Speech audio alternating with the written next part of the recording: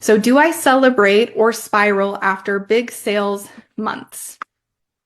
On the surface, when this happens, you hit a record month and immediately maybe worry how to repeat it. I've seen this happen time and time again with my clients. Or you move the goalpost instead of celebrating. So instead of celebrating like, oh my gosh, I just hit, my biggest month ever. And it doesn't matter if it's like your biggest month is $3,000 or if it's $50,000, it really doesn't matter because this can happen at any point in your business, right? You hit your highest income month, and instead of being like, this is incredible, I am so happy that I just did this and I signed these clients and I hit, 3, 5, 7,000, whatever, $50,000 months. You move the goalpost instead of celebrating. So then you say, okay, well, that's not good enough. I have to do the next thing. So you instantly set yourself up for more pressure, not more peace. And you tell yourself, I should be grateful because you know that you should, but secretly you feel really empty or anxious. And you've equated that success with just temporary validation, not lasting safety.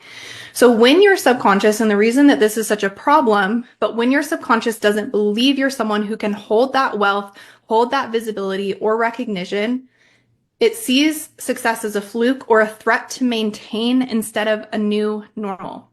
So instead of like locking it in and really like anchoring in that level of success and expanding from it, you sabotage maybe by overthinking the next month, launching in a panic, discounting your prices, feeling anxiety, shifting your offer again.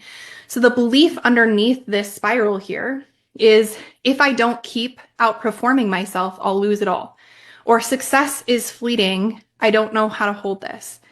Your subconscious is trying to protect you from the crash it's bracing for, so it creates the crash essentially itself because that feels more familiar.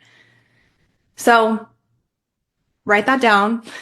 Let me know if any of this resonated and if you're pinpointing any blocks here. And again, we're going to talk about how you can rewire this.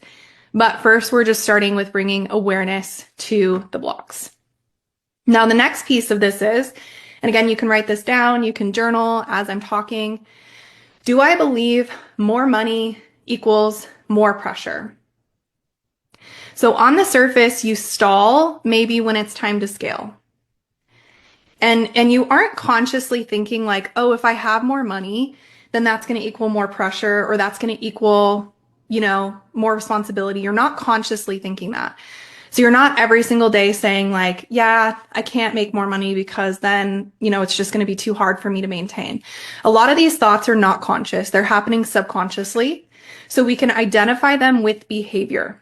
So maybe you stall when it's time to scale. You feel tension when setting higher income goals.